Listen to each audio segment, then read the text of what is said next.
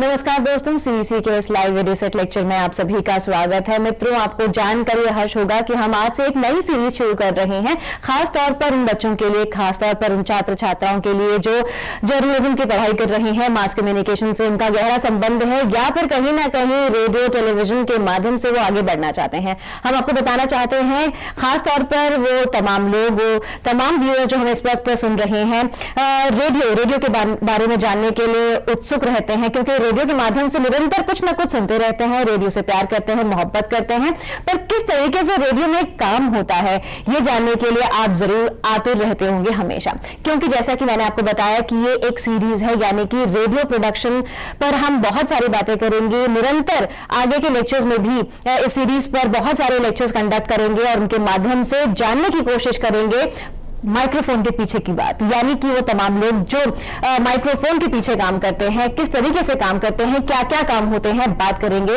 आपके साथ, आपके लिए, बस आपके लिए। तो मित्रों, आज का हमारा पहला सेशन है और रेडियो प्रोडक्शन की अगर हम बात करें तो रेडियो की बहुत सारी विधाएं हैं और पहली विधा जिसको हम कहते हैं ड्रामा, इस पर हम आज से चर्चा शुरू कर रहे हैं, यानी कि आज के सेशन में हम खास तौर पर रेडियो ड्रामास के बारे में बात करेंगे और इसके लिए हमारे साथ हमारे स्टूडियो में मौजूद है काजल सूरी।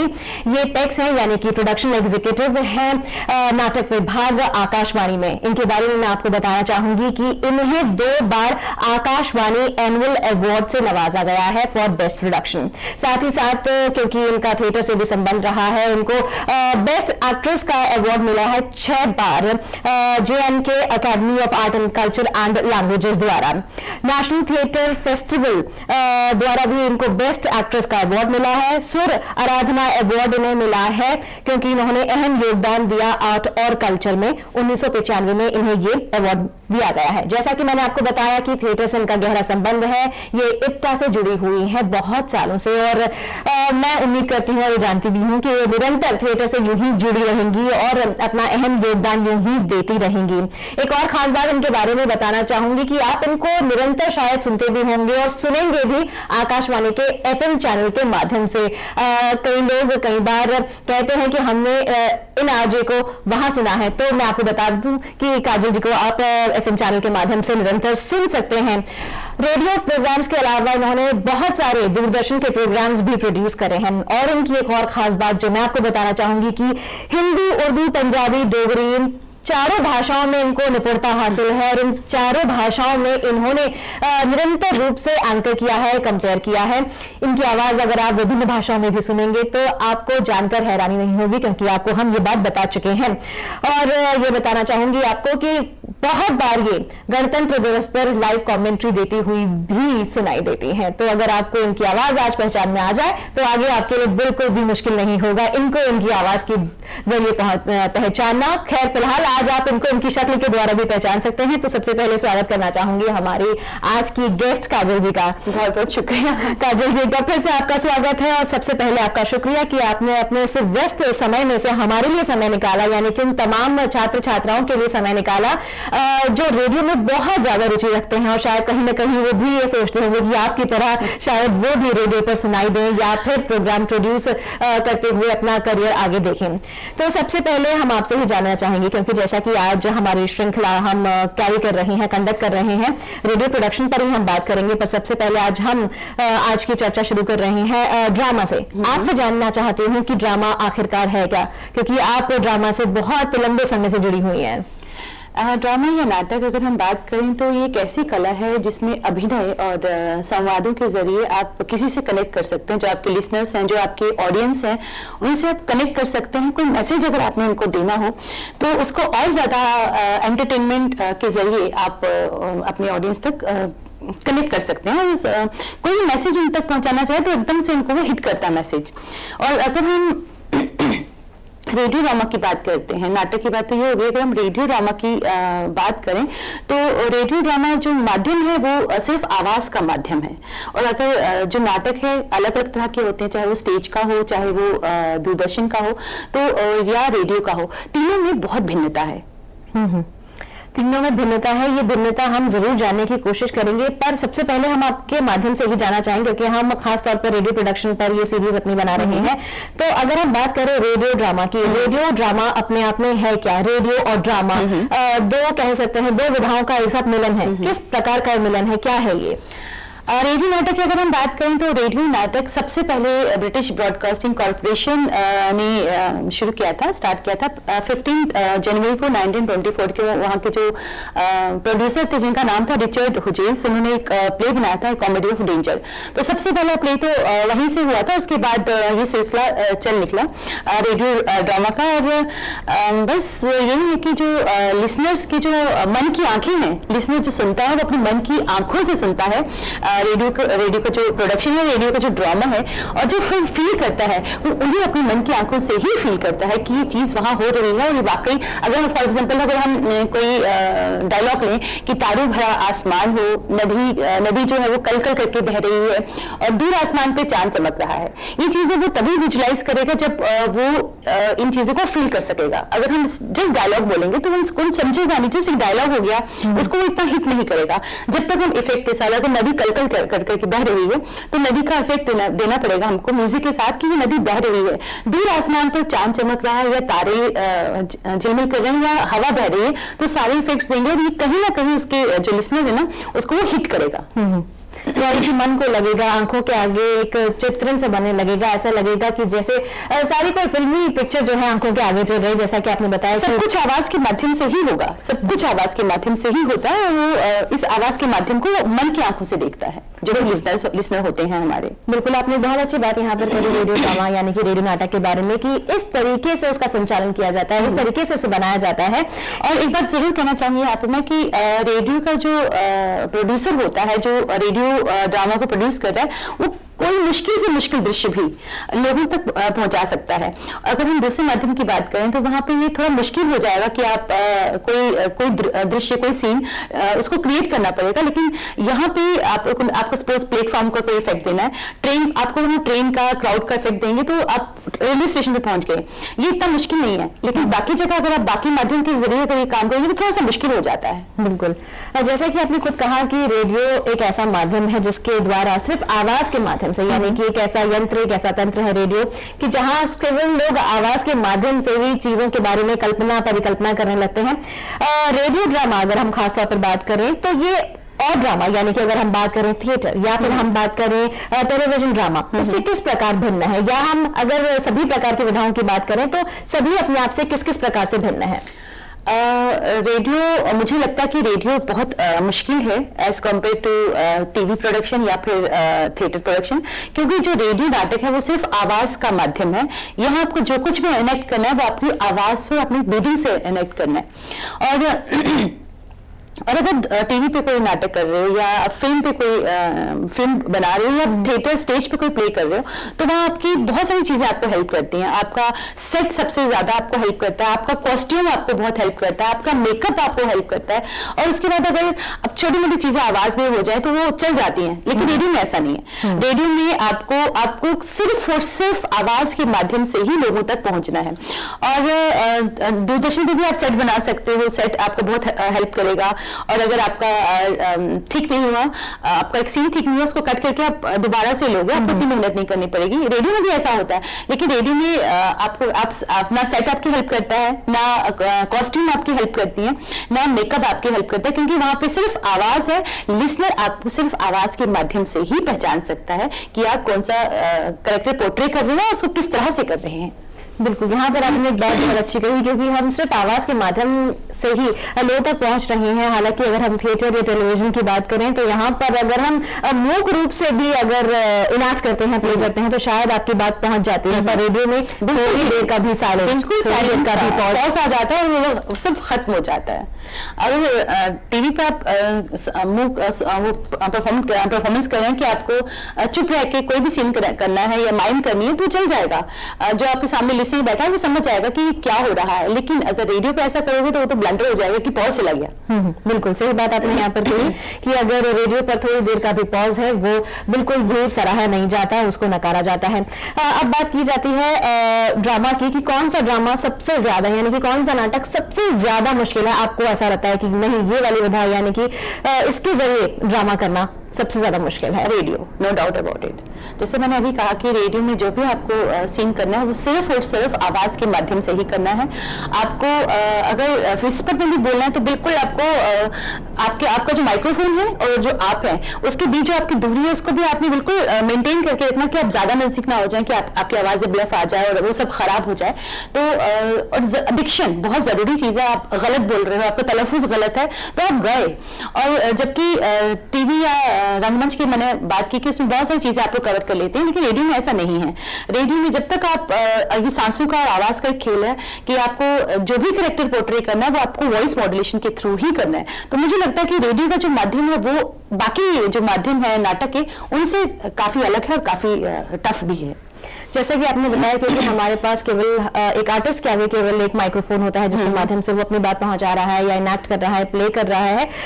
एक बात मेरे जहन में बस अभी आई, जिस तरह से मैंने आपके बारे में बताया और आपने खुद अपने बारे में मुझे बताया था कि किस तरीके से आपको 4 भाषाओं में निपुणता हासिल है, चाहे वो डोगरी हो, हिंदी हो, उर्दू हो। एक आर्टिस्ट के लिए जब वो खास तौर पर रेडियो ड्रामा रिकॉर्ड कर रहा है या किसी भी प्रकार का ड्रामा रिकॉर्ड कर रहा है, भाषा में निपुणता कितनी सहायक होती है? बहुत जरूरी है। रेडियो में तो बहुत जरूरी है क्योंकि रेडियो एक तरह से ट्रेंड सेटर है लोगों के लिए।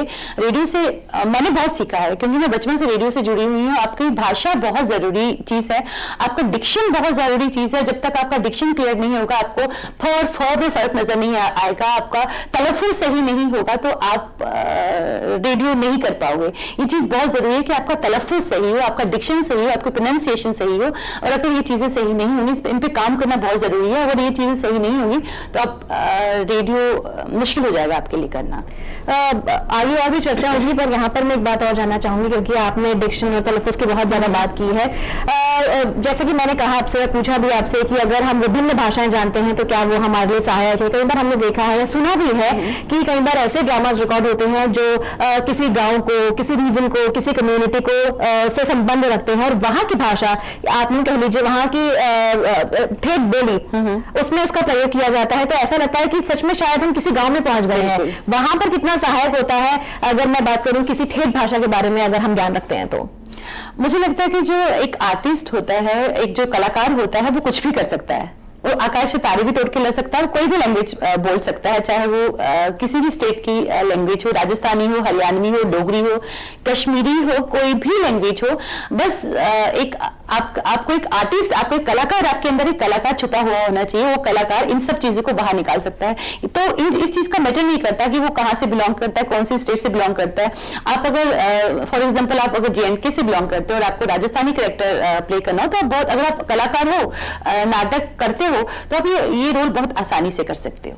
बिल्कुल, यहाँ पर आपके कहने का अर्थ बस इतना सा है कि कलाकार में समझ होनी चाहिए और जैसा कि आपने कहा उसका वो तलफ्फुज होना चाहिए, उसमें वो काबिलियत होनी चाहिए कि वो अपनी जगह को यानी कि अपनी जीभ को जहां चाहे वहां बोल ले और भाषा थोड़े बहुत से ज्ञान भी से भी आगे बढ़ जाए। आपने बहुत सारे नाटककारों के बारे में पढ़ा होगा, उनकी रचनाओं को जो है ध्वन्यांकित किया होगा। हम जानना चाहेंगे कि कौन कौन से ऐसे महान नाटककार हुए हैं जिनके बारे में आपने सुना, पढ़ा या उनके प्लेस को रिकॉर्ड किया? हम लोगों ने प्रेमचंद को बहुत रिकॉर्ड किया। प्रेमचंद के जो नाटक हुए हैं काफी सालों से चल रहे हैं, उनके काफी नाटक किए हैं अभी हाल में ही, काफी नाम जैसे निर्मला हो गया, बूढ़ी काकी हो गया, मंटो के काफी प्लेस हम लोगों ने किए हैं। और अभी मैं एक जयशंकर प्रसाद का नाटक है चंद्रगुप्त, वो करने जा रही हूँ। और गिरीश कर्नाड का तुगलक हमने अभी किया है। बहुत से, पद्मा सचदेव का नौशीन किया हमने, एक सीरियल बहुत ही खूबसूरत लिखा हुआ है उन्होंने। तो अंधा युग धर्मवीर भारती का एक काव्य नाटक है, वो भी हमने किया। तो हमारे यहाँ इतने दिग्गज लिखने वाले हैं कि उनका काम करते हैं हम लोग, एक तरह से ना हम लोगों को प्राउड होता है कि हम लोग इनका काम कर रहे हैं। जी बिल्कुल, आपने बहुत अच्छी बात यहाँ पे की है कि कहीं ना कहीं जो हम कहते हैं कि हमारी संस्कृति लुप्त हो रही है, इतने लोग आए, इतने कहानीकार आए, इतने नाटककार आए, कहीं ना कहीं वो लुप्त हो रहे हैं क्योंकि आज के दौर में लोगों की पढ़ने की आदत जो है कहीं ना कहीं खत्म होती जा रही है। पर शायद रेडियो, टेलीविजन, इन सभी माध्यमों को बनाए रखने में बहुत मदद करते हैं। रेडियो, दूरदर्शन बहुत मदद करते हैं। जो भारतीय संस्कृति है उसको बनाए रखने में बहुत मदद करते हैं। और ये हमारे जो फेमस राइटर हैं जिनकी छोटी छोटी कहानियां हैं, उन कहानियों को भी आप नाटकीय रूपांतर दे सकते हो, उनके अडैप्टेशन कर सकते हो उनकी स्टोरीज को, और वो लिसनर्स तक पहुंच जाते हैं। इसमें चुगते की बहुत सारी स्टोरीज हैं और बहुत सारी ऐसी कहानियां जिनको हम लोगों तक ड्रामेटिक वे में पहुंचा सकते हैं। बिल्कुल, बहुत बार बहुत लोगों से सुनते हुए मिलता है कि उन्होंने मोहन राकेश के ये फला फला जो है वो नाटक पढ़े और पढ़ने के बाद वाह क्या मजा आया, पर उन नाटक उनको पढ़ने से ज्यादा अगर कोई देख ले तो और भी अच्छा लगता है, और सुन भी ले तो और मजा, और भी ज्यादा मजा आता है, क्योंकि रेडियो के माध्यम से केवल आप सुन सकते हैं, पर क्योंकि इतनी अच्छी तरीके से पात्र अपना रोल प्ले करते हैं कि ऐसा लगता है कि जैसे आंखों के आगे एक चलचित्र। यहाँ मैं ये जरूर कहना चाहूंगी, जैसे अभी आपने मोहन राकेश का जिक्र किया, तो उनका एक प्ले है आधे अधूरे जो मैंने थिएटर में भी किया और अभी हम इसको रेडियो में भी हम लोगों ने किया।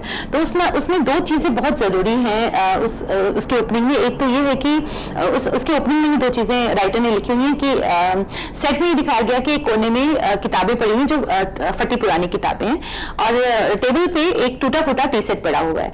जो ऑडियंस है वो तो देख सकते हैं, चाहे वो दूरदर्शन के ऑडियंस है या फिर रेडियो उसके रंगमंच के ऑडियंस है, वो इन चीजों को देख सकते हैं। लेकिन जब हमने ये रेडियो पे किया, क्योंकि ये जो दो सीन्स हैं, जो दो चीजें बताई, पूरे प्ले में कहीं ना कहीं इनका बहुत मेजर रोल है इन चीजों का।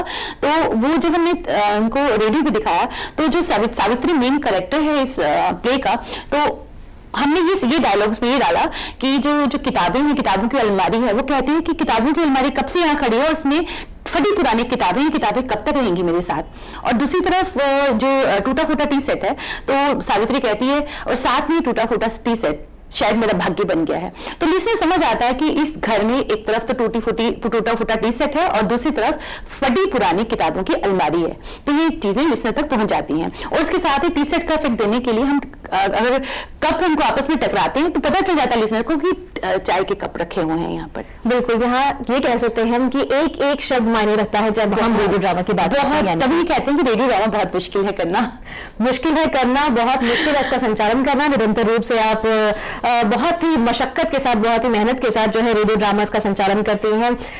ये जानना चाहेंगे आपसे, क्योंकि जब हम ड्रामा की बात कर रहे हैं, एक स्क्रिप्ट जो होती है किसी भी नाटक की, किसी भी ड्रामा की, एक बहुत आधारभूत स्तंभ हम मान सकते हैं, उसका ढांचा होती है। कहते हैं अगर स्क्रिप्ट ही अच्छी ना हुई तो फिर समझ लीजिए आगे क्या होगा, कुछ भी नहीं हो सकता। तो रेडियो स्क्रिप्ट लिखते हुए, खासतौर पर जब हम बात कर रहे हैं नाटकों की स्क्रिप्ट, कौन कौन सी बातें ध्यान में रखी जाती हैं? रेडियो हमारे पैनल ही अलग होता है जो रेडियो के लिए लिखते हैं। हमारे पास बहुत अच्छे राइटर्स हैं जो सिर्फ रेडियो के लिए लिखते हैं। और रेडियो के लिए लिखने के लिए सबसे जो जरूरी चीज़ है वो है आपकी स्क्रिप्ट कैसी होनी चाहिए। वो एक मर्यादा के अंदर होनी चाहिए, उसमें कुछ भी ट्रैश नहीं होना चाहिए, कुछ भी ऐसी चीज़ नहीं होनी चाहिए जो मर्यादा का उल्लंघन करे। और ड्यूरेशन बहुत ज़रूरी चीज़ है कि अगर हमारा अलग अलग चंक होते हैं, 15 मिनट का नाटक होता है, झलकी होती है, 30 मिनट का नाटक होता है, 1 घंटे का नाटक होता है। तो रेडियो स्क्रिप्ट लिखने वाले जो भी रेडियो राइटर हैं वो इतने निपुण होते हैं कि उनको पता होता है कि 15 मिनट की झलकी कितने पेजेस की होती है, आधे घंटे की झलकी कितने पेजेस की होती है और 1 घंटे की झलकी कितने पेजेस की होती है। इसके अलावा ये चीजें तो आप ध्यान में रखें, ये जो स्क्रिप्ट राइटर होते हैं। इसके अलावा डायलॉग्स बहुत जरूरी चीज है कि जब आप लिख रहे हो स्क्रिप्ट में जो डायलॉग्स हैं वो आप जब लिख रहे हो तो वो भी आपस में जुड़े हुए होने चाहिए, वो ट्रैश ना हो। और वो अगर एक पात्र एक अपना डायलॉग बोल रहा है और जो दूसरा जो उसके साथ डायलॉग को कन्वर्स करे, इट्स सॉर्ट ऑफ कन्वर्सेशन, एक कन्वर्सेशन की तरह होनी चाहिए कि अगर आप एक पात्र ने अपना डायलॉग खत्म किया और दूसरे पात्र ने डायलॉग जब शुरू किया तो वो जो डायलॉग होना चाहिए वो इंटरलिंक होना चाहिए आपस में, कहीं ना कहीं उसके डायलॉग का रिस्पॉन्स होना चाहिए। और साथ में ना ये जो डायलॉग्स होते हैं, ये जो आपका नेक्स्ट सीन होगा, प्ले का जो भी नेक्स्ट सीन होता है उनके साथ भी इसको कहीं ना कहीं लिंक करना चाहिए इन डायलॉग्स को। और स्क्रिप्ट बहुत साफ सुथरी होनी चाहिए। बिल्कुल, हम कह सकते हैं कि अगर हमें ये पता हो कि हमारा आधारभूत स्तंभ क्या है, यानी कि हमारी कहानी है वो किस प्रकार की होगी, कहाँ से शुरू होगी, कहाँ खत्म होगी, तो शायद लिखने वाले के लिए, स्क्रिप्ट राइटर के लिए भी बहुत ज्यादा आसान हो जाता है। इमोशंस, जबकि मैं ये जरूर कहूंगी कि रेडियो स्क्रिप्ट लिखना भी बहुत आसान नहीं है, क्योंकि जैसे हम अगर दूरदर्शन के लिए या किसी विजुअल मीडिया के लिए कोई स्क्रिप्ट लिखते हैं तो उसमें आप बहुत सारी चीजों को करते हो कि सेट को डिस्क्राइब कर रहे हो कि यहाँ ये रखा हुआ, यहाँ कैमरा कैमरा एंगल को आप बता रहे हो कि कैमरा एंगल ऐसा है, रेडियो में ऐसा बिल्कुल भी नहीं है। रेडियो में जो कुछ भी आपको करना है स्क्रिप्ट के साथ, वो आपको सिर्फ अपनी वॉइस के साथ ही करना है, वॉइस के साथ खेलकर ही आपको स्क्रिप्ट को आगे ले जाना है। बिल्कुल, जैसा कि आपने बताया कि हमारे पास कौन कौन से मापदंड होते हैं जिनमें रहकर या फिर जिन कह सकते हैं जो हमारे पास क्या मर्यादा है जिसके अंदर रहकर हमें रेडियो के लिए ध्वनियांकन करना होता है, खासतौर पर ड्रामा को या फिर और विधाओं को जिनकी हम आगे चर्चा करेंगे यानी कि अपने आगे के लेक्चर्स में। जब हम बात करते हैं इमोशंस की, जब हम किसी भी स्क्रिप्ट की बात कर रहे हैं वहां पर इमोशंस कहा जाता है कि कहीं ना कहीं कह सकते हैं एक अच्छे पकवान में मसालों का काम करते हैं। तो क्या एक स्क्रिप्ट राइटर ही इमोशंस देता है स्क्रिप्ट में या फिर आगे चलकर पात्र इमोशंस देते हैं? स्क्रिप्ट राइटिंग में इमोशंस का जिक्र हो तो वो बस ये लिख सकते हैं कि जो करेक्टर है, सपोज निर्मला करेक्टर है तो वो ये डायलॉग बोल रही है, वो डायलॉग ये कैसे बोल रही है, रुंधे गले से बोल रही है या लॉफ्टर देकर बोल रही है या बड़े सैड मूड में बोल रही है या बहुत खुश होकर बोल रही है, ये डायलॉग। वो जो राइटर है उसका काम इतना ही है। उसके बाद जब हम उसको रिकॉर्ड करते हैं, जो पात्र होता है वो इसको इनेक्ट करेगा, चाहे वो रुंधे गले से इनेक्ट करे, चाहे वो जो भी उसमें लिखा हुआ कि आपको ये डायलॉग ऐसे बोलना है, इस इमोशन के साथ बोलना है। लेकिन इतना काफी नहीं है। जब फाइनल स्टेज में हम इसकी एडिटिंग करते हैं, अगर हम इसको फ्लैट जाने देंगे जैसे कि पात्र ने बोला है तो वो सब नहीं चलेगा। उसमें हम लोगों को इफेक्ट डालना बहुत जरूरी है। अगर ये सैड इफेक्ट है, रोने का इफेक्ट है, तो उसमें आपको बैकग्राउंड में सारंगी डाल सकते हो या कुछ भी जो भी आपका जो भी इफेक्ट इसके साथ चलेगा वो आप डाल सकते हो, या गुस्से वाला इफेक्ट है तो आप उसी तरह का म्यूजिक डाल सकते हो। तो म्यूजिक के साथ साथ जो वॉइस है पात्र की जो कनेक्ट कर रहा है अपनी वॉइस के साथ, तभी वो दोनों चीजें क्लब होकर तभी एक अच्छी प्रोडक्शन बन सकेगी। अदरवाइज इमोशंस का लोगों को पता ही नहीं चलेगा। जैसे अभी मैंने आपको बताया था कि अगर शादी का सीन है और आप मंत्र पढ़ रहे हो उसमें शहनाई का इफेक्ट ना हो और या फिर जस्ट क्लाउड का इफेक्ट ना हो, तो वो लगेगा कि शादी हो रही है। जैसे मैंने आपको बोला था कि डायलॉग है कि नदी कल कल करके बह रही है, तो डायलॉग में वो नदी का इफेक्ट ना हो तो वो डायलॉग माने नहीं रखते। बिल्कुल, क्योंकि हम बात कर रहे हैं क्योंकि आवाज ही माध्यम है, आवाज ही जरिया है और आवाज के जरिए ही पूरी रूपरेखा तैयार की जाती है। जो हम कह रहे हैं बार बार कि सुनने वाला जो है ना जाने कौन से देश प्रदेश या कौन से जहां में पहुंच जाता है, वो सारा खेल आवाज का है कि उसके आगे चलचित्र बने लगते हैं, उसके आगे ऐसा लगता है कि जैसे सब कुछ गाता नाचता हुआ दिखाई देता है। मन की आंखों से हर चीज को विजुलाइज कर रहा है, अपनी आंखों से नहीं, अपनी मन की आंखों से, जो कानों से सुन रहा है उसको अपनी मन की आंखों से वो देख भी रहा है। बिल्कुल, और उसके लिए उसको बिल्कुल भी जद्दोजहद नहीं करनी होती क्योंकि पात्र इतना बढ़िया काम कर रहे हैं या फिर प्रोड्यूसर इतना बढ़िया काम कर रहे हैं कि वो हर पात्रों को इस तरीके से एक साथ सधाकर आगे बढ़ा रहे हैं, चाहे वो साउंड इफेक्ट्स के जरिए हो या म्यूजिक के जरिए हो, कि सुनने वाले को लगता है कि वाह मैं कहाँ पहुंच गया। जी काजल जी, आपसे भी पूछना चाहूंगी क्योंकि आप निरंतर रूप से रेडियो ड्रामा जो है रिकॉर्ड करवाती हैं, बहुत सारे आर्टिस्ट को बुलाती हैं, तो किसी भी स्क्रिप्ट जब आपके हाथ में स्क्रिप्ट आती है उसको आप पढ़ते हैं, क्योंकि आपके आसपास बहुत सारे आर्टिस्ट होते हैं, उस वक्त उन कैरेक्टर्स जो कैरेक्टर स्क्रिप्ट में मौजूद हैं उन कैरेक्टर्स का चयन करना कितना मुश्किल होता है या क्या आपके दिमाग में चल रहा होता है? ये वाकई थोड़ा मुश्किल हो जाता है क्योंकि रेडियो में एज बार नहीं होता। जैसे कि दूरदर्शन में या जो विजुअल मीडिया, कोई भी विजुअल मीडिया ले लें, चाहे वो रंगमंच हो या स्क्रीन हो, तो उसमें एज अफेक्ट करती है। लेकिन रेडियो में ऐसा नहीं है। रेडियो में अगर सपोज कोई 20-22 साल का हमारा आर्टिस्ट है और उसकी आवाज में काफी दम है, उसकी आवाज काफी भारी है, और कोई सपोज 35-40 साल के करीब का एज ग्रुप का जो आर्टिस्ट है और उसकी आवाज बिल्कुल बच्चे जैसी है, तो हम लोग रेडियो में इस चीज को फायदा उठा सकते हैं कि जो जिसकी आवाज भारी है उसको हम उसके अकॉर्डिंगली रोल दे, चाहे वो रोल एज में बड़ा हो, चाहे वो दादा का रोल हो, चाहे वो नेता का रोल हो, चाहे पुलिस इंस्पेक्टर का रोल हो। और उसके विपरीत जो दूसरा आर्टिस्ट है जो एज में थोड़ा सा बड़ा है, उसको हम उसी की वॉइस के अकॉर्डिंगली 20-22 साल के एज ग्रुप का रोल भी दे सकते हैं। और जैसे हमारे यहाँ एक आर्टिस्ट हैं, वो फिल्मों से भी जुड़े हुए हैं, उनकी आवाज में बहुत दम है लेकिन उनकी एज ज्यादा नहीं है, तो हम लोग उनकी यूज कर सकते हैं। और हमारे यहाँ कुछ फीमेल आर्टिस्ट, ए ग्रेड की आर्टिस्ट ऐसी हैं जो एज में बड़ी है, 40-45 के करीब है, लेकिन उनकी आवाज में बिल्कुल बचपना है, तो हम उनको यूज करते हैं। जो यंग हीरोइन का जैसे रोल ले लिया उसमें हम यूज कर सकते हैं। लेकिन ये चीज दूरदर्शन में नहीं होती या रंगमंच में नहीं होती, आपको आपकी एज के मुताबिक ही पोर्ट्रे करना पड़ता है, जबकि यहाँ पे रेडियो में ऐसा नहीं है। तो और रेडियो में जो श्रोता होते हैं वो ये नहीं सोचते कि वो आवाज के माध्यम से, अगर बहुत खूबसूरत आवाज है और आवाज जिसकी आवाज है वो एज में बड़ी है, तो जो रेडियो का श्रोता है उसको वो ये नहीं समझेगा कि ये ओल्ड लेडी है, जो भी लेडी है, लेकिन की आवाज बहुत खूबसूरत है, तो हो सकता है कि ये लेडी भी यंग एज ग्रुप में हो और हीरोइन का रोल कर रही है, तो वाकई देखने में भी बहुत अच्छी हो। बिल्कुल, तो हम ये कह सकते हैं कि और माध्यमों में तो शायद आपको देखा जाता है, और आपके बोलने के साथ साथ आप किस तरह से दिखते हैं वो आपके कैरेक्टर को चयनित करने में मददगार होता है। यहाँ पर हम क्योंकि बात कर रहे हैं कि किस तरीके से काजल जी चयन करती हैं कलाकारों का, आर्टिस्ट का, जब वो उनको एक कैरेक्टर देती हैं। काजल जी, कभी कभी क्या ऐसा भी होता है, शायद मैं यहाँ पर गलत हूँ या सही भी हूँ, किसी भी आर्टिस्ट का व्यक्तिगत स्वभाव भी उसको हो सकता है कि स्क्रिप्ट की डिमांड कुछ इस तरीके से है जहां पर बहुत कह सकते हैं स्थिर कैरेक्टर चाहिए, डिमांड कुछ इस तरीके से है कि वो बहुत ही हो सकता है कि कम बोलने वाला कैरेक्टर है, बहुत रिजर्व है नेचर का। तो क्या आपने जब आप आर्टिस्ट का या कैरेक्टर का चयन करती हैं तो आर्टिस्ट का व्यक्तिगत रूप भी ध्यान में रखती हैं या फिर केवल आवाज? नहीं, सिर्फ आवाज। और जो आर्टिस्ट है वो आर्टिस्ट होता है, वो जब आप किसी रोल को पोर्ट्रे कर रहे हो, तब अगर मैं किसी रोल को पोर्ट्रे कर रही हूँ, मेरा पर्सनालिटी जैसी भी हो, मैं उस वक्त काजल नहीं हूँ, मैं उस वक्त वो कैरेक्टर में जो मैं प्ले कर रही हूँ। और अगर आर्टिस्ट में चीज नहीं होगी तो वो आर्टिस्ट नहीं रहता। वाह, क्या बात आपने यहाँ पर कही कि आर्टिस्ट तो वही है कि जो किसी भी तरीके का कैरेक्टर उसे क्यों ना दिया जाए, वो हर कैरेक्टर में ढल जाए, उस वक्त मैं छोड़ दे वो, और उसे ये ध्यान रहे कि मैं कौन हूँ, उसे उस वक्त कैरेक्टर ध्यान रहे। अब यहाँ पर बात होती है कि हम बात कर रहे हैं कि ऑडियो की अपनी एक लैंग्वेज होती है। अगर हम उसे प्रिंट से थोड़ा सा अलग कर दें, जैसे कि हम अगर स्क्रिप्ट की बात करें तो स्क्रिप्ट में हो सकता है कि हमारे पास वो तमाम चीजें मौजूद ना हो, ना लिखी गई हो, तो वहां पर क्या एक आर्टिस्ट के पास इतनी काबिलियत होनी चाहिए कि वो उसकी लैंग्वेज को बदल सके? बिल्कुल बिल्कुल, इम्प्रोवाइजेशन तो बहुत जरूरी चीज है। इवन जब हम ऑडिशन लेते हैं किसी भी नई ड्रामा आर्टिस्ट का ड्रामा अपने पैनल पे लाने के लिए, तो हम इम्प्रोवाइजेशन जरूर देखते हैं कि वो इम्प्रोवाइजेशन कर सकता है, चीजों को इम्प्रोवाइज कर सकता है कि नहीं कर सकता। और अगर जब कोई भी आपके पास सिचुएशन आ जाती है, आप बिल्कुल अगर आप जो स्क्रिप्ट में लिखा है उसके अकॉर्डिंगली चलोगे, उसमें थोड़ा सा आप चेंज नहीं करोगे अपने अकॉर्डिंगली, अब जब तक चीजों को आप फील नहीं करोगे तो आप एक्ट नहीं कर पाओगे, इम्प्रोवाइज नहीं करोगे तो आप नहीं कर पाओगे। अगर आप चीजों को फील करते हो तभी आप उस कैरेक्टर में ढल जाते हो पानी की तरह।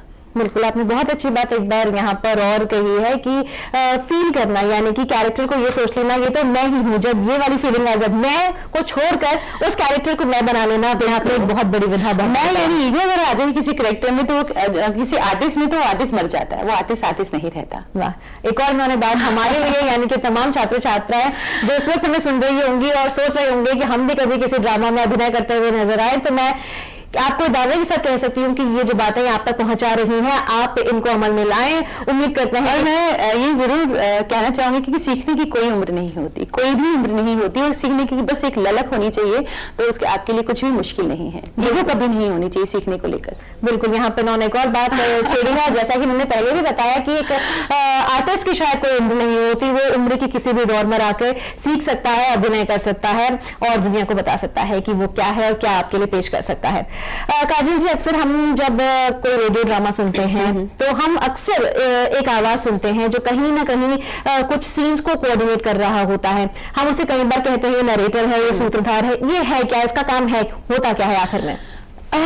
कुछ बहुत बड़े बड़े प्लेस होते हैं, जैसे हिस्टोरिकल प्लेस को अगर फॉर एग्जांपल हम ले लें, तो कुछ बहुत बड़े बड़े प्लेस होते हैं जिनको 1 घंटे की ड्यूरेशन, और हमारे पास समय का वो होता है कि हमको इस प्ले को सिर्फ 1 घंटे में ही खत्म करना है।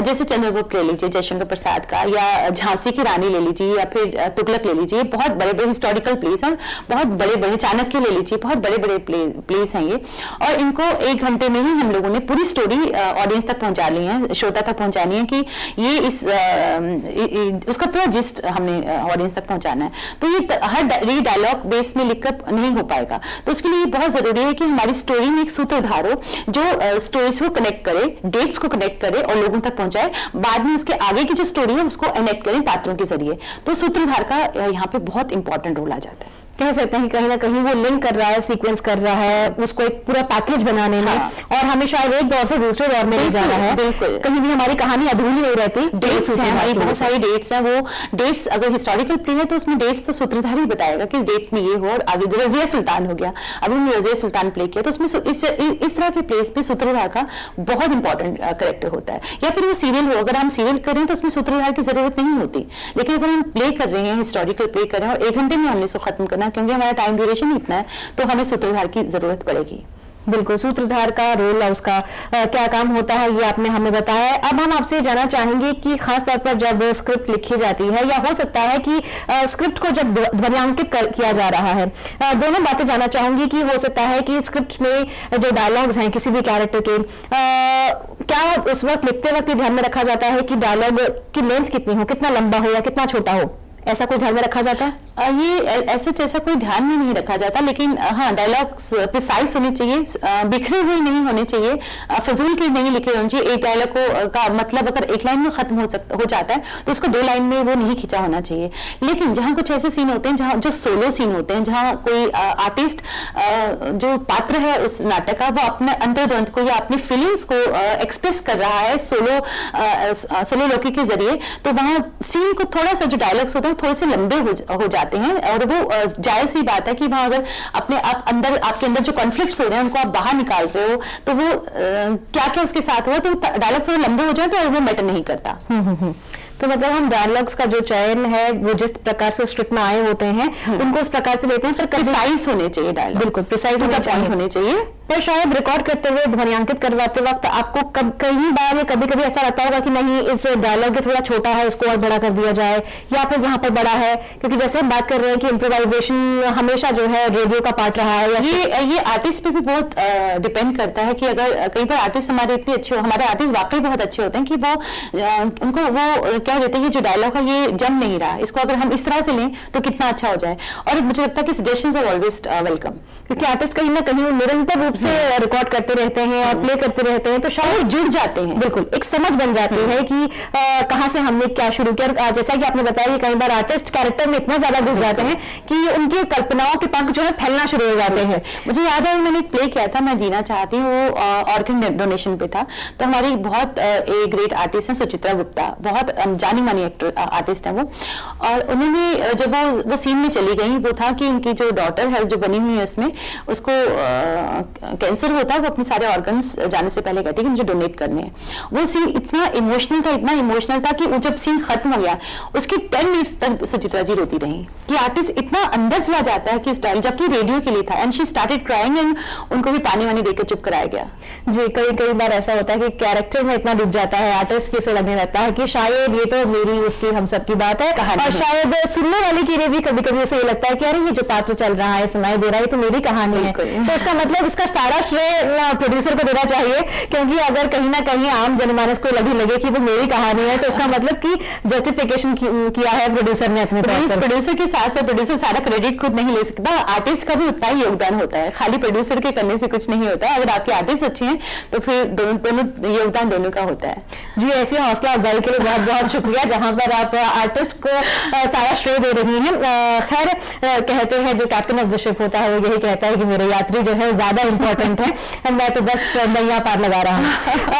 एक बात और जानना चाहूंगी आपसे, सीन्स की जब हम बात करते हैं, हमने अक्सर सुना है हम ये सीन वो सीन, चाहे वो हम रेडियो की बात करें या फिर हम और विधाओं की बात करें, सीन्स का बड़ा जिक्र होता है। ये सीन्स हैं क्या, खास तौर पर जब हम रेडियो ड्रामा की बात कर रहे हैं, ये सीन्स का काम क्या होता है? पहले तो बात ये है क्या और इनका काम क्या होता है? सीन ये होता है जो आपको एक घंटे की जिंदगी की कहानी, जिंदगी हमारी बहुत मुख्तसर तो नहीं होती, इतनी मुख्तसर नहीं है, जिंदगी चलती जाती है, जिंदगी काफी तवील है, इसका सफर बहुत तवील है, और जिंदगी की सारी घटनाओं को आधे घंटे या 1 घंटे में आपको लोगों तक पहुंचाना है।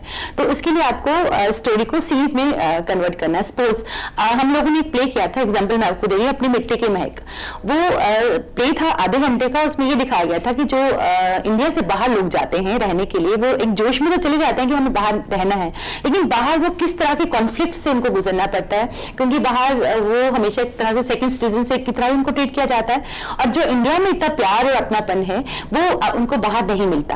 तो वो जो कॉन्फ्लिक्ट है, जैसे फर्स्ट सीन में हमने बताया कि वो फैमिली बाहर चली गई, सेकंड सीन में उसी से इंटरलिंक सीन ये था कि वहां जाके उनको कैसा लग रहा है, थर्ड सीन में उनके कॉन्फ्लिक्ट शुरू हो जाते हैं, फिफ्थ सीन में ये सारे सीन इंटरलिंकिंग होते हैं कि फिफ्थ सीन में वो कैसे कोशिश करते हैं हमें वापस इंडिया जाना है और किस तरह से वो इंडिया वापस आते हैं। तो ये सीन्स पूरी की पूरी स्टोरी को कन्वर्ट करते हैं इंडिया से बाहर जाने से लेकर इंडिया में वापस आने तक। तो ये जितने भी सीन हो किसी भी प्ले में, किसी भी सीरियल में, किसी भी 1 घंटे के प्ले में, झलकी में, ये सीन बहुत मैटर करते हैं। और ये सारे के सारे सीन इंटरलिंक होने चाहिए। अगर सपोज हमने एक सीन ले लिया कि फैमिली इंडिया से बाहर चली गई, अब और सेकंड से हम ये नहीं ले सकते कि वो वापस इंडिया आ गई, इसके बीच में क्या हुआ, बिल्कुल सारे आपको बताना है। सबका जो आपके साथ घटनाएं हुई हैं वो सारी की सारी घटनाएं आपको लिसनर तक पहुंचानी है। कह सकते हैं कि सीन्स कहीं ना कहीं सीक्वेंस है, क्रम है, कहानी के इंटरलिंक्ड है, कहानी को जोड़ रहे हैं, कहानी को छोड़ते हैं, साथ ही साथ सुनने वालों को भी मजबूर कर रहे हैं कि उनको आसानी से समझ में आ जाए और ये सोचें कि आगे क्या, अब आगे क्या। बिल्कुल, यहाँ पर आपने बहुत अच्छी बात की। और आपसे जानना चाहूंगी कि म्यूजिक यानी कि संगीत, जब हम बात करते हैं रेडियो ड्रामास की, किस तरीके का जो है रोल ये प्ले करता है? बहुत बहुत बहुत इंपॉर्टेंट रोल प्ले करता है म्यूजिक रेडियो नाटक में, क्योंकि जैसे कि मैंने कहा रेडियो नाटक में तो करता है, बाकी विजुअल मीडिया में भी करता है, लेकिन रेडियो में इसका ज्यादा खासा रोल है।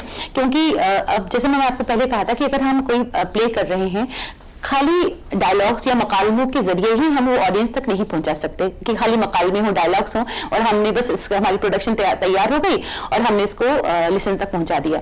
ऐसा बिल्कुल नहीं हो सकता, क्योंकि लिसनर भी खाली डायलॉग्स को एंजॉय नहीं करेंगे, वो बोर हो जाएंगे कि जब तक उसमें सीन चेंज ओवर म्यूजिक ना हो, इफेक्ट्स ना हो, और जो भी म्यूजिक आपको चाहिए, चाहे वो खुशी का म्यूजिक हो, फेस्टिवल का म्यूजिक हो, गुस्से का म्यूजिक हो, हर इमोशन का अलग अलग म्यूजिक होता है, वो सारे का सारा म्यूजिक के साथ ही डायलॉग्स को आप क्लब कर सकते हो। और अगर म्यूजिक के बगैर आपने क्लब किया, म्यूजिक के बगैर तो जान ही नहीं रह जाती है आपके प्रोडक्शन में। अगर म्यूजिक नहीं है तो प्रोडक्शन में जान नहीं है। बिल्कुल, कहीं ना कहीं फिर हमने वही बात कही कि आंखों के आगे जब चलचित्र घूमने लगने लगे कि बस कुछ नृत्यकियां जो है वो नृत्य करती नजर आ रही हैं, तो शायद कहीं ना कहीं उसमें संगीत जो है एक अहम भूमिका निभाता है। आपने बात की थी साउंड इफेक्ट्स की भी, कि साउंड इफेक्ट्स बहुत ज्यादा कारगर रूप अपना यहाँ पर दिखाते हैं, तो साउंड इफेक्ट्स है क्या, अगर आपसे जानने की कोशिश करें तो? साउंड इफेक्ट अभी मैंने आपसे बात की, हमारे जब हम कोई प्ले करते हैं तो उसमें जैसे स्क्रिप्ट में राइटर ने लिखा है कि दरवाजा खोलने की बहुत जोर से दरवाजा खुलने की आवाज आती है, कि अब बिजली जोर से चमक रही है या बादल जोर से गड़गड़ा रहे हैं, बारिश हो रही है और ऐसे में एक गाड़ी एक घर के सामने रुकी है और उसमें से एक आदमी निकला है। तो ये अगर आप विजुअल आप कुछ देख रहे हो तो तब तो आपको समझ आ सकता है कि हमने देख लिया, ये सब कुछ हो रहा है। लेकिन अगर रेडियो में आपने ये करना तो आप कैसे करोगे? तो उसके लिए अगर बादल गरज रहे हैं तो बादल का साउंड इफेक्ट, बारिश हो रही है तो बारिश का साउंड इफेक्ट, और कार चलकर किसी हवेली के सामने रुकी है तो कार के रुकने का इफेक्ट, उसमें से आदमी उतर के उस हवेली तक गया है तो उस आदमी के फुट स्टेप का इफेक्ट, ये सारे इफेक्ट्स बहुत जरूरी हैं।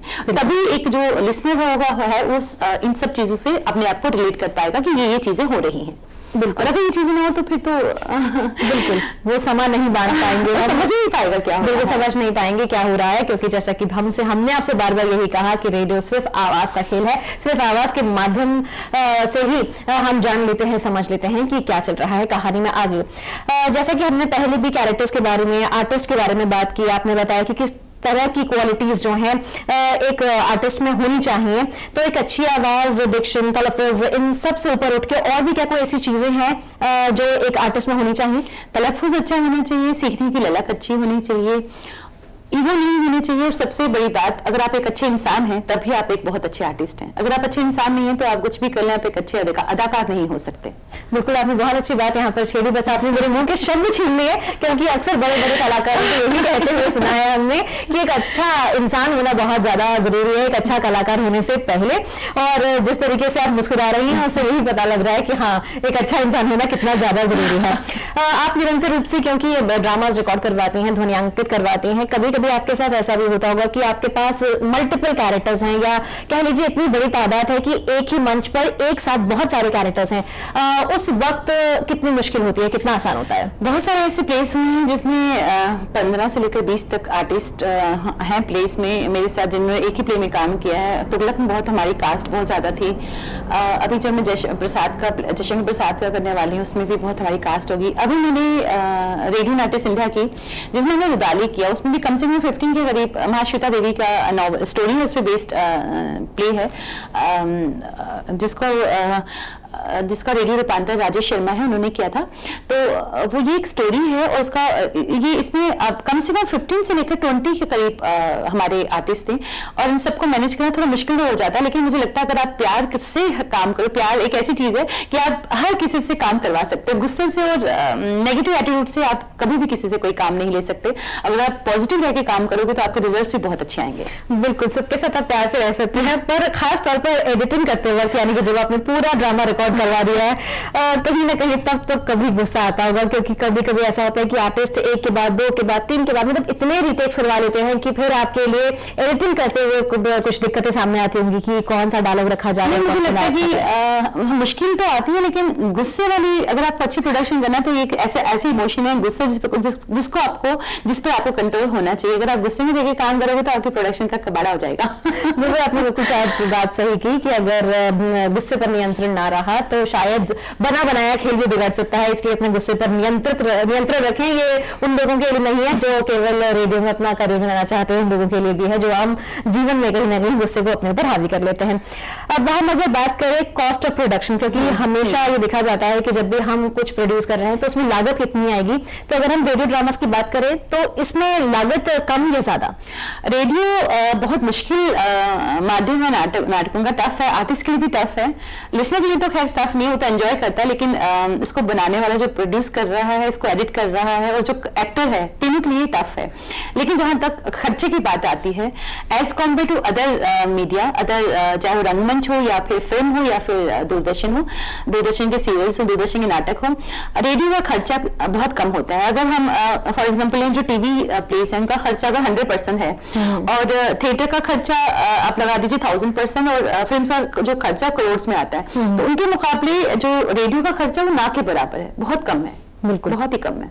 लेकिन रेडियो में मेहनत बहुत ज्यादा है, रेडियो में मेहनत बहुत ज्यादा है। और लेकिन रेडियो में ये बात है कि जो आपका प्रोड्यूसर है, जो आपका राइटर है, वो आपको कहीं भी ले जा सकता है बहुत आसानी से, कुछ ही मिनट्स में कहीं भी कोई भी सीन आपके सामने क्रिएट कर सकता है। बिल्कुल, ये बात हम निरंतर यही कह रहे हैं कि आवाज होती ही कुछ ऐसी है कि आपकी आंखों के आगे चलचित्र से चलने लगते हैं, ऐसा लगता है कि नदियां बस आपके पास से गुजर कर निकल रही है। एक बात और जानना चाहेंगे आपसे, जैसे कि हमने पहले भी जिक्र किया था साउंड इफेक्ट्स का, तो इन साउंड इफेक्ट्स को क्या उसी वक्त प्रोड्यूस किया जाता है या फिर हमारे पास हम एक आर्काइव्स होती है जहां से हम इन साउंड इफेक्ट्स को निकाल कर अपने प्रोडक्शन में लगा लेते हैं जो भी हमने प्रोड्यूस? हमारे पास आर्काइव्स तो है जहां से हम अपने इफेक्ट्स ले लेते हैं। कुछ इफेक्ट्स हमारे पास होते हैं रखे हुए, हम लोगों से बोरो करके ले लेते हैं। कुछ इफेक्ट्स हम स्टूडियो में बनाते हैं, जैसे अगर हमें डोर को बैंग करने का इफेक्ट लेना है, या बर्तनों की आवाज का इफेक्ट लेना है, या चाय के चम्मच का इफेक्ट लेना है, चाय के कप्स का इफेक्ट लेना है, किसी को मारने का इफेक्ट लेना है, ये काफी बहुत सारे ऐसे इफेक्ट हैं जो हम लाइव की लाइव ले सकते हैं, उसी वक्त इनेक्ट करते हुए ये इफेक्ट्स हम ले सकते हैं। जी जी, यहाँ पे आपने बहुत अच्छी बात कही कि किस तरीके से हम अपने घर में ही जब किसी बर्तन को गिरने की आवाज सुनते हैं, किसी पड़ोस में सुनते हैं, तो हमें पता लग जाता है कि कुकर की सीटी की आवाज, इस तरह कई इफेक्ट्स हम घर से बना के लाते हैं। बिल्कुल, आपने सही बात कही। कई बार हम सुनते हैं जब रेडियो ड्रामास खास तौर पर सुन रहे होते हैं तो ऐसा लगता है कि कोई चम्मच से चीनी मिला रहा है, तो वहां पर एक चित्रण सा बन जाता है कि शायद कोई दो लोग बैठकर कैरेक्टर्स आपस में इस तरह का सीन है कि अगर वो लड़ भी रहे हैं तो शायद चाय पीते पीते लड़ रहे हैं, या बातें कर रहे हैं तो चाय पीते पीते बातें कर रहे हैं। हमने आपसे पहले भी जिक्र किया था, हम बात कर रहे थे टाइम गैप की। जब हम कोई टाइम गैप शो करते हैं तो किस तरीके से दिखाया जाता है ये? रेडियो पे तो बहुत आसान है बताना। जैसे हम लोगों ने एक प्ले किया था, उस प्ले के बारे में तो आपको बाद में बताऊंगी, लेकिन रेडियो में अगर समय को बताना हो तो सीन चेंज कैसे हो, तो इसमें ये होता कि एक जो आर्टिस्ट होता है वो बोलते बोलते माइक्रोफोन से दूर चला जाता है, और और उसके बाद हम म्यूजिक दे देते हैं, तो उसका मतलब सीन चेंज हो गया और गैप आ गया। उसके बाद फेडिंग होता है कि जो दूसरा आर्टिस्ट है वो आगे आ गया, माइक्रोफोन के आगे आ गया, और इसका मतलब नया सीन आपका स्टार्ट हो गया, और जो टाइम गैप था वो भी शो कर रहा है। तो हम लोगों ने एक प्ले किया था निर्मला, मुंशी प्रेमचंद का प्ले था, जिसमें निर्मला जो सेंट्रल कैरेक्टर है वो बचपन से लेकर जब बड़ी होती है, उसकी शादी होती है, उसका बेबी होता है, उसके बाद वो मर जाती है। ये अलग अलग उसके वो गैप्स हैं। तो इन गैप्स को आप माइक्रोफोन म्यूजिक के साथ साथ शो कर सकते हो रेडियो पर। बिल्कुल, तो कह सकते हैं ये पूरी एक टेक्निक है जिसे अगर हम फॉलो करते हैं तभी हम एक अच्छा प्रोडक्शन कर सकते हैं। अब बात आती है कि कोई क्या एक ऐसा, और ये जरूर कहूंगी मैं कि रेडियो के जितने भी प्लेस हैं उनको कम से कम साधनों से, कम से कम जितने भी आपके पास साधन हैं, आप प्रेजेंट कर सकते हो, कोई भी सीन आप प्रेजेंट कर सकते हो अपने ऑडियंस के सामने। जबकि बाकी एक पॉजिटिव पॉइंट है नाटकों का कि आपने अगर स्पेस को बताना है तो ये जरूरी नहीं आप स्पेस पे चले गए, आप क्रिएट कर सकते हो इफेक्ट्स के साथ और डायलॉग्स के साथ और म्यूजिक के साथ कि हम स्पेस पे पहुंच गए। जबकि बाकी में थोड़ा सा मुश्किल हो जाता है, वो कैसे किस तरह से शो करेंगे, उनका बजट भी बहुत ज्यादा, इसके लिए बजट भी बहुत ज्यादा चाहिए और मेहनत भी बहुत ज्यादा चाहिए, लेकिन रेडियो में ऐसा नहीं है। बिल्कुल, पूरा सेट क्रिएट करना पड़ता है। जैसे कि हमने बात करी कि लागत बहुत ज्यादा लगती है क्योंकि आपको पूरा सेट बनाना है और उस तरीके का माहौल क्रिएट करना है, ये दर्शाने के लिए कि आप उस सीन में जा रहे हैं या उस सीन को दिखा रहे हैं। काजल जी, जब रेडियो ड्रामा की बात कर रहे हैं, कोई एक ऐसा सीन होगा जो आपके दिल के बहुत करीब होगा या आपको बहुत अच्छा लगता होगा, कोई ऐसा सीन है? मैंने एक प्ले किया था इसमें चुगताई का, दोज़ख जी, जो मैंने स्टेज पे भी किया है और रेडियो में भी किया था। उसमें मैंने 90 साल की एक ओल्ड लेडी का कैरेक्टर पोर्ट्रे किया था। तो वो दो बूढ़ियों की कहानी है, दोनों 90 ईयर्स की हैं, कि समाज में जब जो बेवाएं होती हैं, जिनके हस्बैंड, उर्दू प्ले था ये इसमें चुगताई का, और जो बेवाएं होती हैं और जिनको समाज छोड़ देता है, नेगलेक्ट कर देता है, वो दो औरतें किस तरह मिलकर आपस में रहती हैं, एक दूसरे से झगड़ा भी करती हैं, बहुत बुरी तरीके से लड़ती हैं, लेकिन जब दोनों को अलग करने की बात आती है तो किस तरह से इमोशनल हो जाती है। बहुत ही खूबसूरत लिखा होता है, बहुत ही खूबसूरत स्टोरी है इसमें चुगताई की, जिसको अजीज कुरैशी हैं, उन्होंने बहुत ही खूबसूरत ढंग से लिखा हुआ है। तो क्यों ना फिर इसी ड्रामा के कुछ सीन हमारे तमाम लोगों के लिए जाएं जो इस वक्त हमें देख रहे हैं, जानने की कोशिश कर रहे हैं कि रेडियो ड्रामा आखिरकार है क्या। उसका उसके दो सीन, एक तो दुआ है उसमें एंड में, जब जो दो बुढ़ियां आपस में हमेशा झगड़ा करती रहती हैं, और जब लास्ट में जब वो बहुत परेशान हो जाती हैं, हताश हो जाती हैं जिंदगी से, तो भगवान से, ऊपर वाले से किस तरह से लड़ती हैं। तो ये दो सीन है, ये दोनों मैं आपको बता थोड़ा कोशिश करती हूँ। जी जी बिल्कुल। ऐसा लगता है सारे मोहल्ले में सोता पड़ गया, आज तो अल्लाह हमारी सुई पेचक वाली भी नहीं आई। और इन्हें देखो कैसे पैर फैला फैला के सो रही हैं। अरे बानो बेगम, अरे ओ बानो बेगम, सो चुकी, अब कब्र में ही पैर फैला फैला कर सोना। अरे अब उठ भी जाओ बानो बेगम। ये उनका झगड़ा सीन में उनका झगड़ा शुरू हो जाता है। और लास्ट में एक दुआ है जो ऊपर वाले से करती हैं, जब बिल्कुल वो परेशान हो जाती हैं जिंदगी से, क्योंकि ये वुमेन ओरिएंटेड स्टोरी है, तो वो रोते हुए ऊपर वाले से दुआ करती हैं।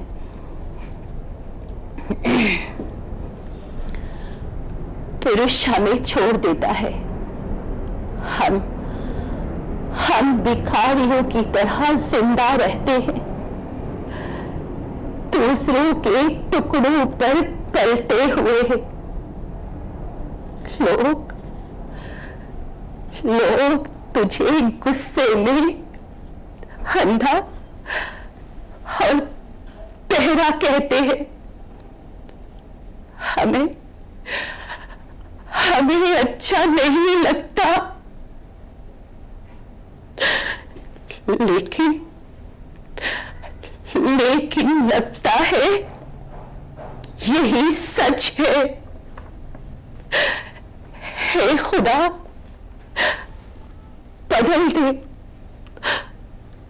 बदल दे सारी दुनिया को, सब ठीक कर दे। कब सुनेगा तू हम बेवाओं की, तलाकियों की, हे खुदा सुन ले हमारी।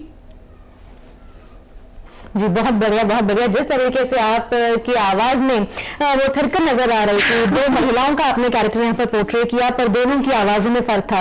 मेरा जो आपसे पिछला पूछा हुआ प्रश्न था कि क्या अपने व्यक्तिगत रूप, अगर हम व्यक्ति की बात करें, उसमें स्थिरता या कैरेक्टर की स्थिरता पर ध्यान दें, अभी मुझे समझ में आता है कि नहीं, अगर आपके अंदर वो जज्बा है, आप में वो बात है, अगर आप सच में आर्टिस्ट हैं तो शायद किसी भी कैरेक्टर के लिए पोर्ट्रे करना या किसी भी कैरेक्टर के लिए परफॉर्म करना बिल्कुल भी मुश्किल नहीं है, क्योंकि एक साथ दो कैरेक्टर्स को आपने जिस तरीके से पोर्ट्रे किया वही इस बात को साबित करता है कि एक अच्छा आर्टिस्ट की यही क्वालिटी है कि आप किस तरीके से कैरेक्टर को ध्यान में रखते हुए अपनी आवाज को मॉड्यूलेट कर लेते हैं।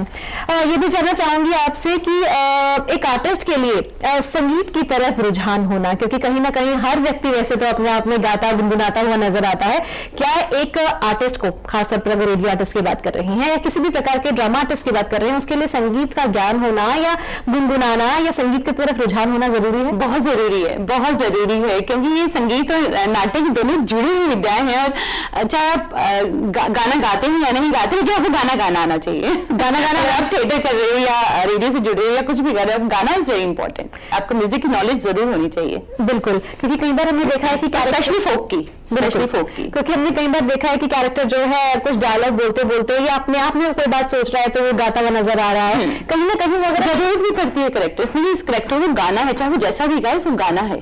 जी, तो आपने अब कैरेक्टर तो परफॉर्म कर दिया क्योंकि जैसे आपने खुद कहा कि कैरेक्टर को गाना जरूर आना चाहिए, तो जब आपने कैरेक्टर परफॉर्म कर दिया तो क्यों ना फिर एक गाना जो है, खासतौर पर अगर हम फोक संगीत की बात करते हैं तो वैसे भी दिल को बहुत ज्यादा छूता है, तो क्यों ना एक फोक सॉन्ग? मैं जम्मू से हूँ, तो जम्मू का एक हमारा फोक है जिसे पाक कहते हैं। जी, फोक सॉन्ग है, पाक के नाम से इट्स वेरी फेमस। तो उसकी थोड़ी सी लाइन्स मैं सुनाती हूँ आपको।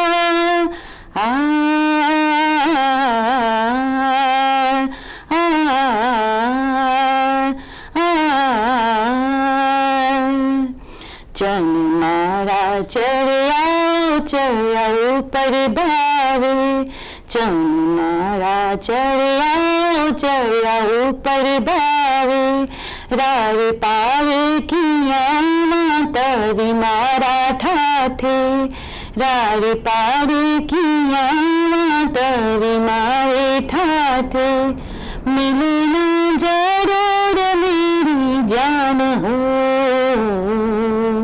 मिले ना जरूर मेरी जान हो।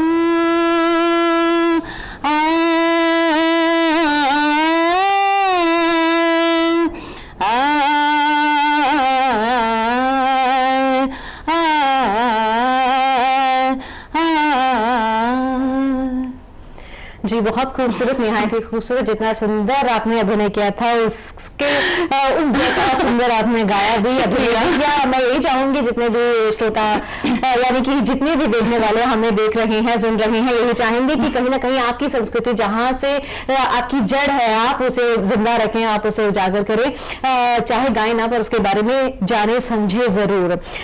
काजल जी, वैसे तो समय हमारे पास अब कम बचा है, पर आपके माध्यम से जानना चाहूंगी कि क्या हम कह सकते हैं कि अगर हम आज सिर्फ रेडियो ड्रामा की बात कर रहे हैं या और ड्रामा की बात करें, कहीं ना कहीं ये जिंदगी के विभिन्न पहलुओं को छूता है, क्योंकि अक्सर जब हम इन्हें देखते हैं तो एक साथ निकल कर आता है, वो ऐसा लगता है कि हमारी आप सबकी जिंदगियों से निकली हुई कहानियां हैं। तो हम कह सकते हैं कि कहीं ना कहीं वो लोग, वो कैरेक्टर्स जो जीवंत है, मतलब कि जो असली में जिंदगी जी रहे हैं, उन परेशानियों से लड़ रहे हैं, इन ड्रामास के माध्यम से वो इन अपनी जिंदगियों को छू पाते हैं, देख पाते हैं। या हम ऐसे पोर्ट्रे कर पाते हैं उन कैरेक्टर्स को? बिल्कुल ऐसा होता है। अगर आप कोई प्ले लिया है आपने, तो हर प्ले, हर जो स्टोरी है वो किसी न किसी की इंसान की जिंदगी से जुड़ी हुई है, क्योंकि जो स्टोरी होती है वो एक्सपीरियंसेस पे ही बेस्ड होती है। और जब उसको सुनने वाला सुनता है और एकदम से अपने किसी करेक्टर से अपने आप को रिलेट करना शुरू कर देता है कि हाँ ये तो मेरी स्टोरी है। जैसे अभी हमने पद्मा सजू का किया था नौशीन, वो कश्मीर पे बेस्ड था, कश्मीर की प्रॉब्लम्स पे बेस्ड था। और उसमें ये था कि जो कश्मीर से लोग बाहर आए हैं वो किस तरह से बाहर अपने आप को एडजस्ट कर रहे हैं, लेकिन उनके दिलों में कहीं ना कहीं कश्मीर है।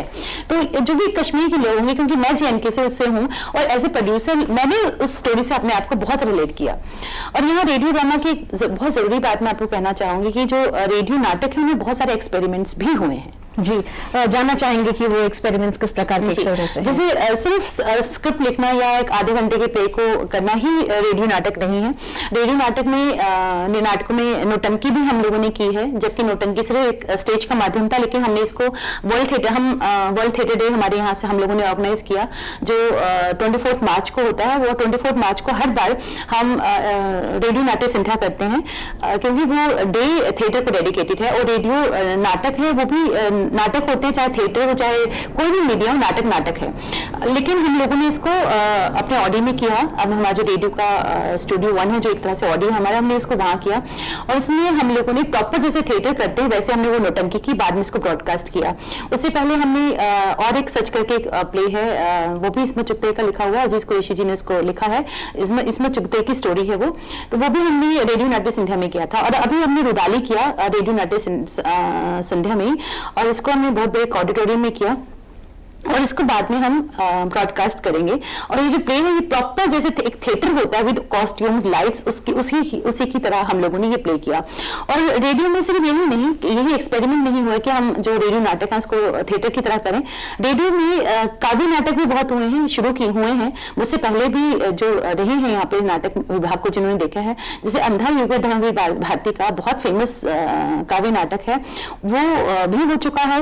और इसके अलावा हमारे जो बहुत फेमस राइटर जिनकी कृतियों करके हम लोग खुद ही बहुत गर्व महसूस करते हैं, जैसे रविशंकर भट्ट है, भगवती चरण इस तरह की चित्रलेखा जैसे उनका हुआ है। तो हम लोग खुद बहुत अपने आप एक प्राउड फील करते हैं कि हम लोग इनके लिखे हुए कामों पे काम कर रहे हैं।